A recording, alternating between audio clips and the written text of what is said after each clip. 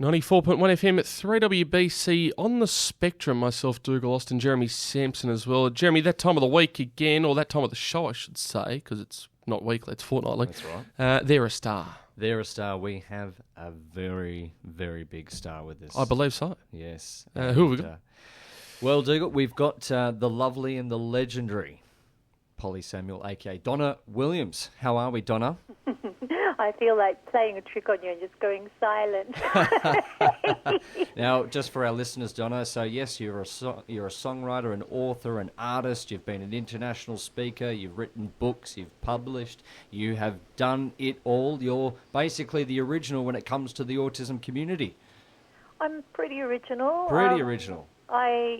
Temple had a book out about 10 years before Nobody Nowhere. It was in an educational library, and so it wasn't easy to access and wasn't in the mainstream.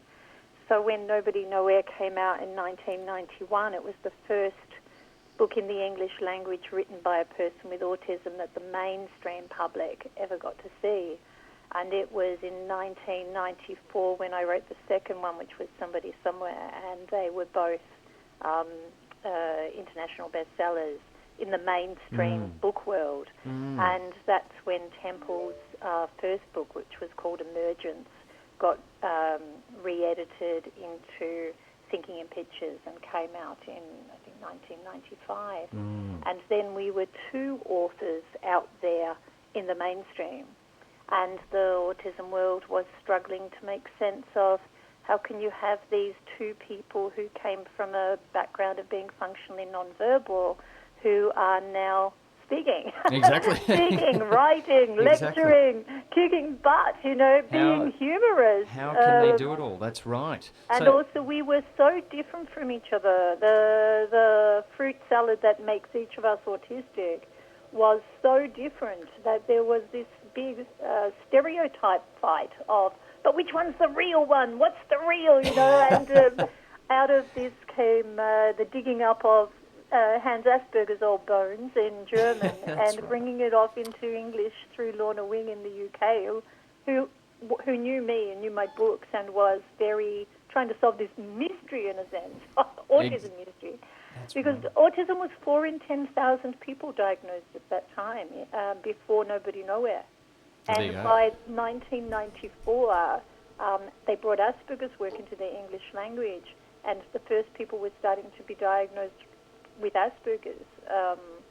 And then it went from 4 in 10,000 to 1 in 2,000, 1 in 1,000, 1 in 250. Well, it's funny you mentioned 1 in 50. That was around the time I was born in 1987, so that was when it was around 1 in about 2,500 plus or so, 5,000. And what year were you diagnosed? I was diagnosed in about 1993-4. Oh, really? Yeah. So around the time of Somebody Somewhere. So you would have been one of the first people. Yeah. Yeah, wow. Absolutely. Yeah, one of my friends was also one of the first in Australia. Donna, how did you feel during early childhood, teen years, early adulthood, with no accurate diagnosis until 1991? Well, my situation was different, very different to Temple. Temple got functional speech by age sort of 3.5, 4. So she had difficulty with articulating. She couldn't make herself understood. But I was severely meaning deaf. I had a really severe language processing disorder. So I could only understand 10% of language with meaning. So I had all these TV shows and songs and jingles, and that was my language. So I'm walking around like this little tape recorder that all people could make of it is she must be nuts, because if she wasn't, she'd be able to make sense. So it wasn't till I was 10 that I was diagnosed as a psychotic child when I was 2 in 1965, and autism then was deemed infantile psychosis. So if you were autistic, you were a psychotic kid, and you were all meant to get thrown into, the big loony bins like Kew Cottages. We were not okay, Dougal. We wouldn't have been okay. No, not at all. No, not at all. Well, Forget on the spectrum. The people who could speak, they didn't know what to do with those ones. But the ones who could speak or were highly echolalic, it was assumed you must be off your nut. And I was severely face blind, so everyone was interchangeable. So I had to, what clothes are you wearing? Oh, you're all wearing yellow. Okay, I follow anyone who's wearing yellow. You've changed your hair. Oh, you're not the person I thought you were. Touch your skin. Is that your bag? How do you smell? And so that's very animal for people. And my father would introduce me as, oh, that's Polly, she's feral. But my mother would introduce me in late childhood as, that's Donna, she's psychotic. Now, Disturbed. Donna, I work with children myself, and obviously the big one is anxiety. Yeah. Now, I want to know crazy things. how did you overcome exposure anxiety to become then an international public speaker? That's just... Absolutely. The chronic fight-flight, before we get to the public speaker part, made me do incredible things, because every time, with this chronic fight-flight, every time you notice that other people are noticing, you go into avoidance, diversion, and retaliation. That's so right. you look like a real nut, but inside you're okay. You're just contorted. And you just don't know how to get that into the outside. Yeah, exactly. And so you do all these things to try and calm yourself down. You become TV characters. You tell yourself you're a cat. You close people out. It's really survival. Talk to yourself. But then it makes you look really autistic. Yeah, exactly. So you either look completely incomprehensible when you're trying to interface, or you work by your autistic system, and then they're like, well, why can't you interface with us? Well, because it will shut me down and I'll do really bizarre stuff and you'll not be impressed. So when I first did public speaking, you see, all my talking was through books. So if people wanted to interview me, I had to get their questions and type answer, and then just walk around in a circuit with them, so that I was in my own space talking out loud to me. Because if I tried to do it with them, I'd trail off into echolalia, I'd say and do all these things I didn't mean to do. Yes. I'd go back and be ferociously self-conscious, because 90% of what would have come out was all fight-flight stuff. Yep. And so when I I was put on this stage, okay, you're going to do your first talk. And I couldn't speak and think. I had to read it.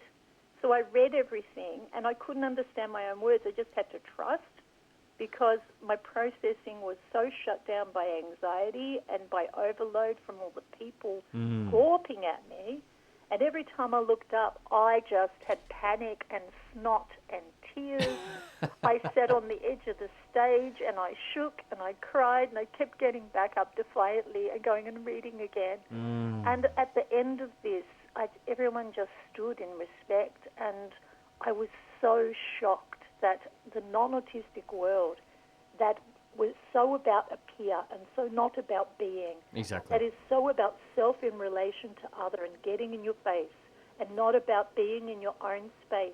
That's right, exactly. That these people would stand up silently in respect. Absolutely. And I just got off the stage and walked through them down this aisle, and nobody handled me or, bombarded me with noise. And I said later in another talk, I forgive them their world. Yes. And this was so huge, because, like many people with autism, I had been mocked, I had been bullied, I had been excluded, I had been tolerated.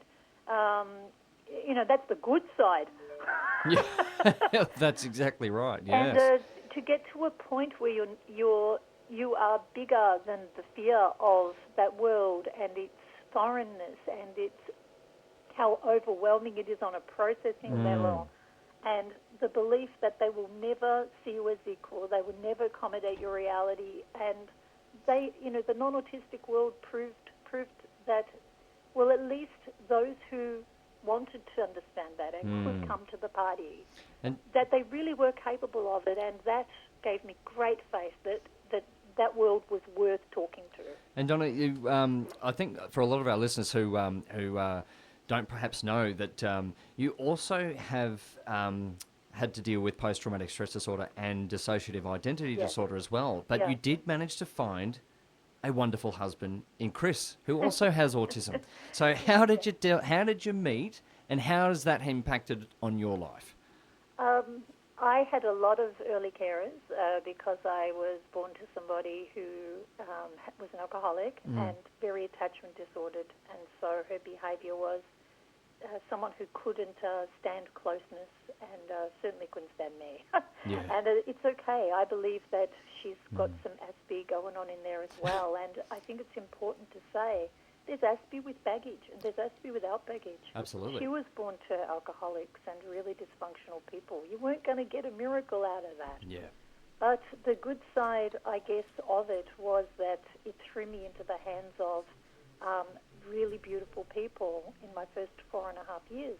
But none of them knew each other. So when I was over here, I was here, and there I was there. So your first 4.5 years makes you who you are. And I was different people. And I couldn't bring these parts of me together. And in here was also the fact that this woman who couldn't cope felt entrapped with a child that she couldn't handle. And there's a difference between Aspie reality and Autie reality. She was a speaking person, switched on. She loved language dictionaries and all sorts of wackadoo. I was the meaning deaf, meaning blind, face blind, feral kid, smelling everything, having to learn through movement and texture and tones, and everything was very sensory. For her, we were such different. Fruit salad, I was completely incomprehensible.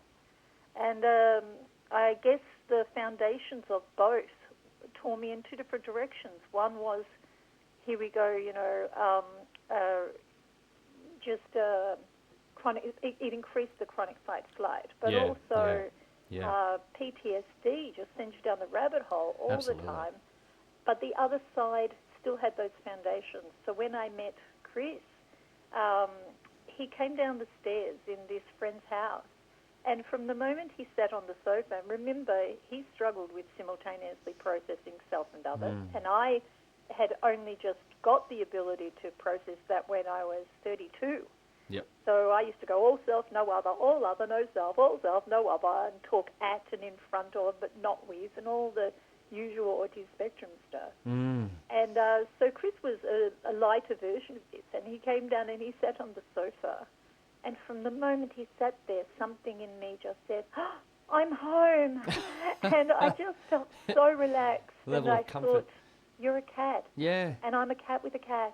And it was, I didn't want him to disappear, and he had felt the same. He didn't know that he had Asperger's. Wow. He'd come across ADD, and he was exploring all this. And when he met me and he then understood the autism world, he identified with Asperger's. And there was a point where he said to Laurie Bartak, who is a big diagnostician here and someone I've had a lot of contact with over the years, and he said to Laurie, should I get diagnosed? And Laurie said, well, is it causing you any particular problems? And he said, not really, I'm quite happy. He's the stargazing, archaeology, history guy, bird watching and what flower is that, and, typical kind of Aspie interest. And he said, well, if it's not causing you any particular problem, just identify. Exactly. And that's good enough. So we had our dinner club, an autism-friendly dinner club in Melbourne, still going. It's been going 10 years. It's in Belgrave on the 4th Tuesday of the month at Honey Tie, I should plug it, in Belgrave, at 7 o'clock. And we have been surrounded by, autism community here for 10 years. And obviously also as a public speaker, he got to meet many people out around the world who were on the spectrum. It's wonderful. Well, Donna, we've unfortunately run out of time, but we just, on behalf of the radio station and Dougal and myself, who run this fortnightly for helping the autism community, I just have to absolutely say thank you for your time. And Dougal, can I say something? And absolutely just everything that you have done to help create further awareness and acceptance and understanding for all of the families, the educators, the teachers, the professionals, right around the world and Australia. We're so glad that you're Australian. And, we just cannot thank you enough for your time to be on the show to share light a bit about yourself.